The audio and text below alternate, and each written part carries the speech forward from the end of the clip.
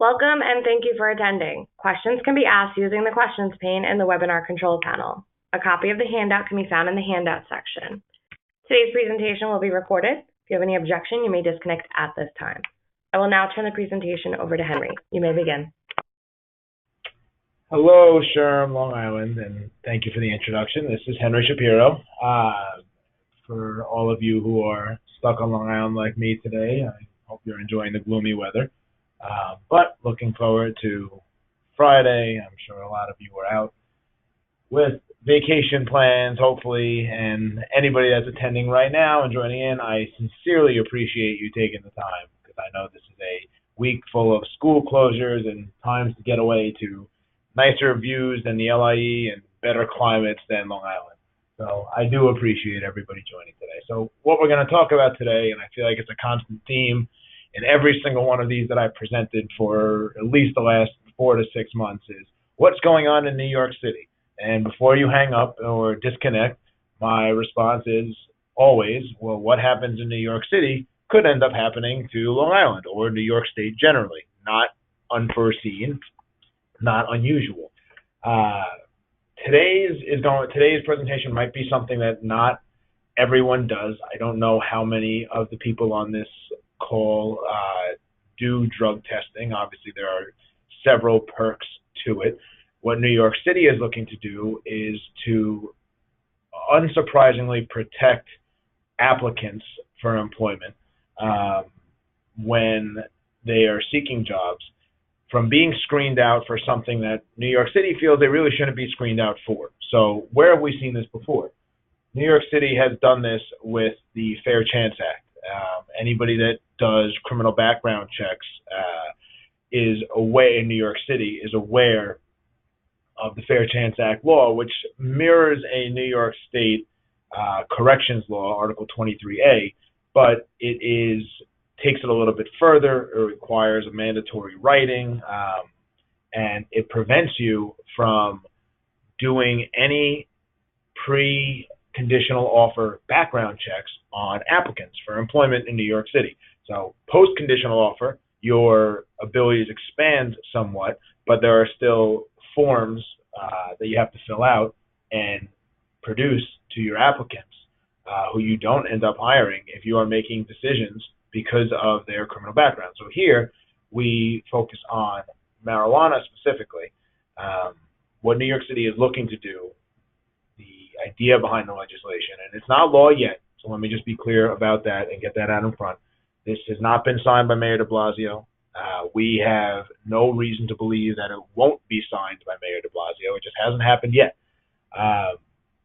And we also wouldn't be surprised if this is something that ends up finding its way to the state level and Governor Cuomo, because it's an employee protection or an applicant protection, which will turn people into employees, that employers can no longer test, or will, if this passes, will not be able to test for marijuana in the pre-employment stage.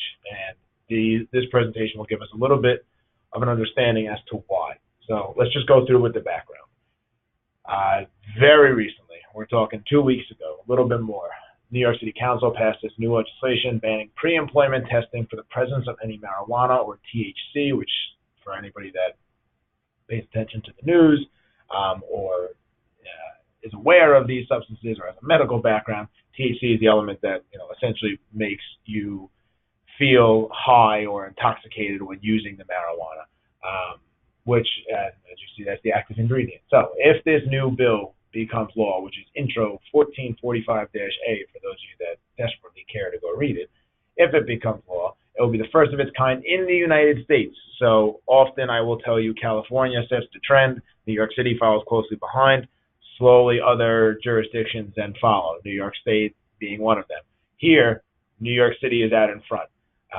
If de Blasio signs it, we anticipate it will take effect 1 year after his signing. So it's something that you will luckily have time to get out in front of and plan for. It shouldn't require much in the way of change, more so just what you will make sure to not have your laboratories or drug testing partners look for at the pre-employment stage if you do pre-employment drug testing.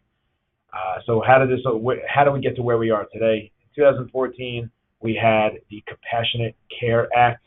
That was the legalization of medical marijuana, so it changed the drug testing element forever. Marijuana used to be something that employers could look for to screen out, and then, of course, once it became legal, there became the medical review officers in a drug testing process who would now have to find out why it was positive, and if an employee had a card, a medical marijuana card for it, meaning it was essentially an authorized use for some medical reason, then it's not the same as an employee who does not have such, let's say, permission or authority to use that with doctor's orders. Weather-wise, if anybody's in the Melville area, we just got some crazy thunder, so everybody be safe out there. So carrying on.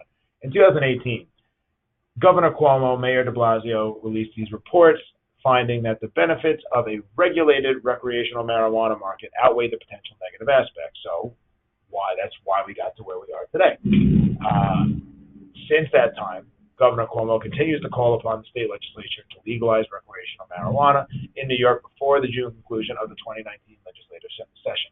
So this is something that I think if anybody just keeps the news on, reads the paper, it's something you'll hear about from us, you'll hear about from your council, you'll hear about if you just pick up a newspaper.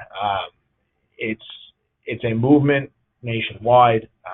We all have heard, places like Colorado that have taken action. It probably won't be soon before long until New York is following this recreational marijuana usage. It doesn't have, for anybody that's abreast of these discussions, it doesn't have the same negative connotation. Times change. It doesn't have the same negative connotation that it used to have. And similarly, we saw this with sexual harassment, things that people used to say were okay, but were really probably never okay. Things people used to say that they were okay have now since become unlawful or arguably violations of most employers' policies, assuming they have compliant anti-harassment policies. So what does the new law say? So it's going to start with the lovely language that all of the New York City human rights law starts with, covering employers, labor organizations, which essentially are unions for your purposes, employment agencies, agents thereof. There is a prohibition because it will be a discriminatory practice. So you could do it at your own risk, but obviously you're not going to want to do it because you're going to want to avoid a charge from the State Commission on Human Rights, or the City Commission on Human Rights, I should say. It's not the state level, it's city level. But to require a prospective employee to submit to testing for the presence of any THC or marijuana in such prospective employee system as a condition of employment. So not testing positive for marijuana in the pre-employment stage cannot be a condition of employment. That's the issue that we're facing. That's where this law is going to change. Prospective employers, so just, again, some philosophy, some background. Several people, and you can probably have debates about this with your friends and family about what's more harmful, alcohol, marijuana, both the same, both not, one worse than the other. But prospective employers don't test for alcohol. There's old EEOC guidance. You don't test for alcohol pre-employment, and even during employment, you never do random alcohol testing. You can do it post-accident. We always recommend you have a drug testing policy if you are doing drug testing.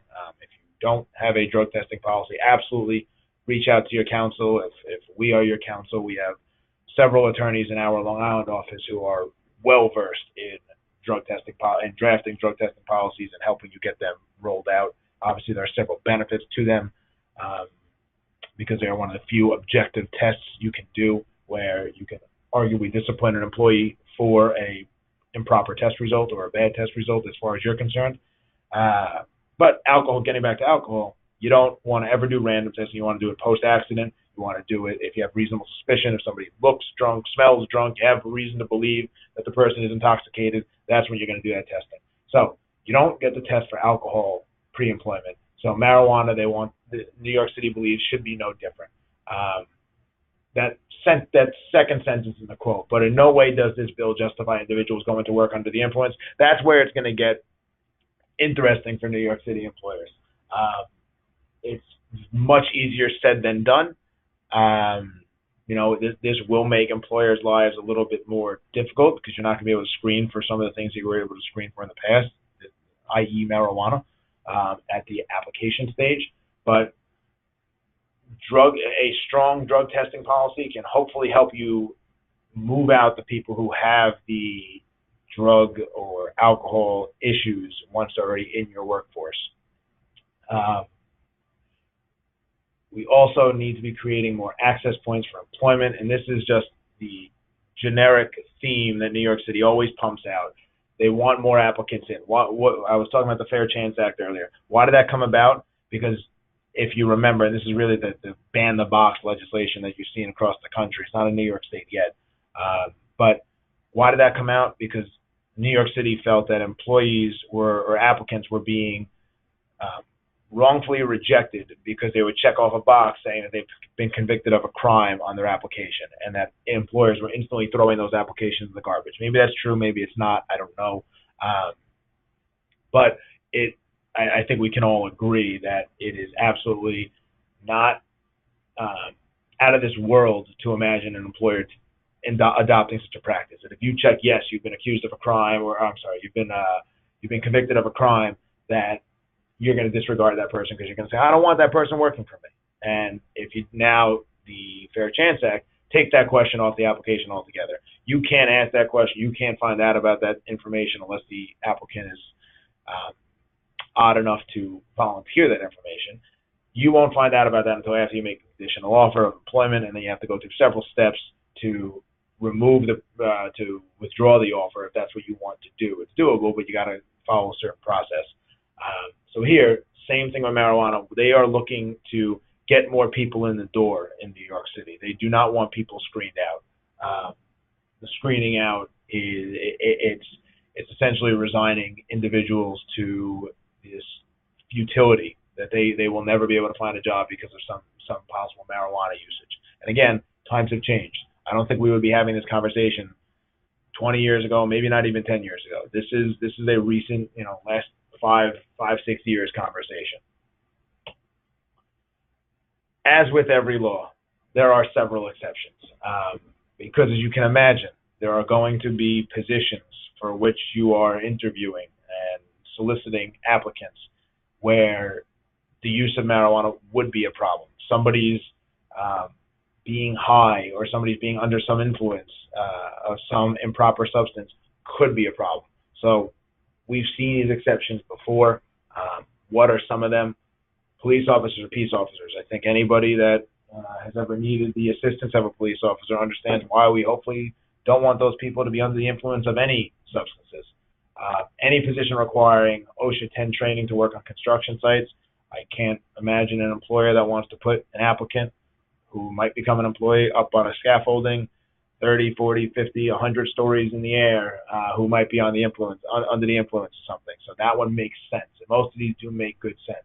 Any position requiring a CDL, a commercial driver's license, same reason. I don't think we want those people operating 18-wheelers on the expressway if they're under the influence of something. Requiring the supervision or care of children or medical patients or anybody that's considered a vulnerable person. Again, very self-explanatory. I can't foresee an instance where it would be okay to have somebody under the influence caring for children or people who need serious medical attention. Any position, here's one of your catch-alls, any position with the potential to significantly impact the health or safety of employees or members of the public, that's an obvious one. What else? Where any regulation from the federal government, the Federal Department of Transportation requires testing. So again, state law, city law, local law will not overrule federal law. It can go further. It can be more protective, but it cannot contradict.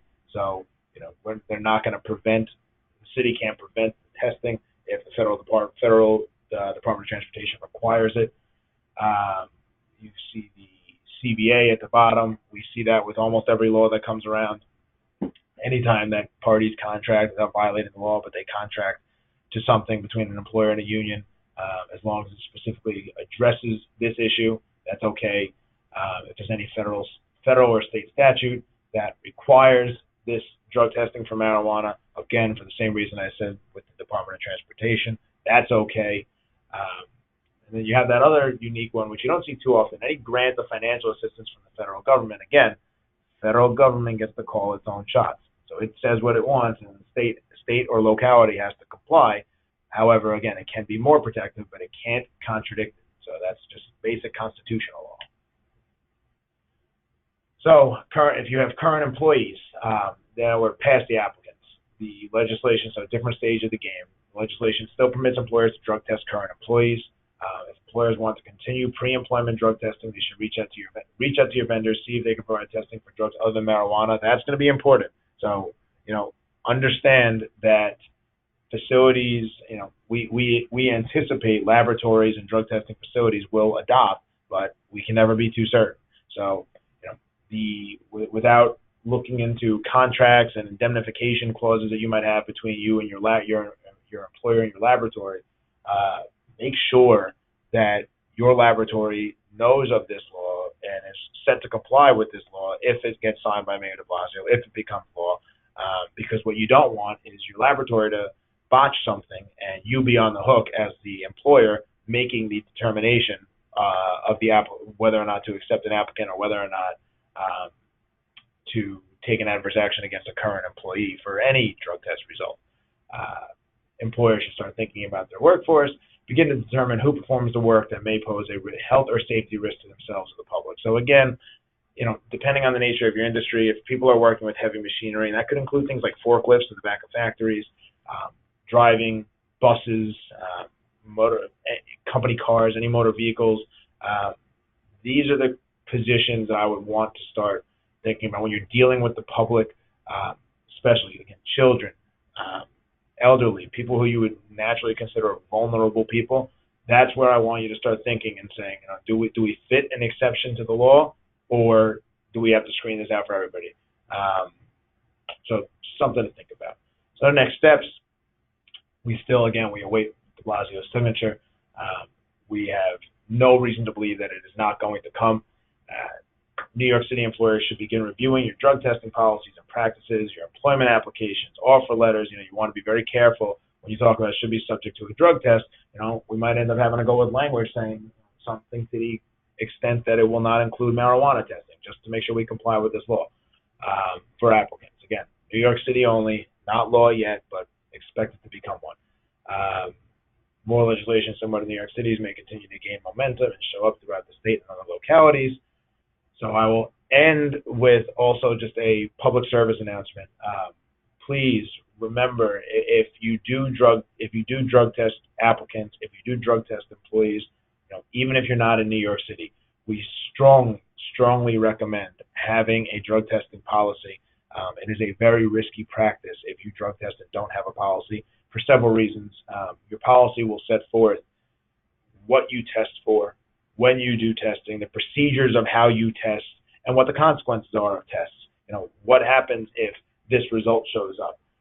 You don't have to go in and explain away every single possible result, but you want to have guidelines. For the same reason you have a policy and guidelines in other areas of your workforce, you want to have guidelines as to what happens. You have a clear document to punt to when it comes down to somebody challenging your determination on maybe you decide to terminate somebody.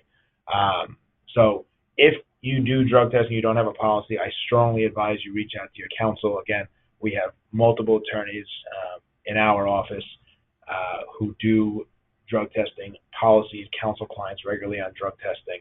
So if you have any questions, please reach out to your counsel, reach out to us, or anybody who works with either Catherine Russo or Ian Bogatti. We have multiple attorneys here who do fantastic work if you work with them regularly. So again, thank you everybody for joining. Stay safe in the weather, some crazy thunder and lightning. I appreciate everybody's time. Have a wonderful weekend, and I look forward to speaking to you in May or seeing you at the annual conference next week. Take care.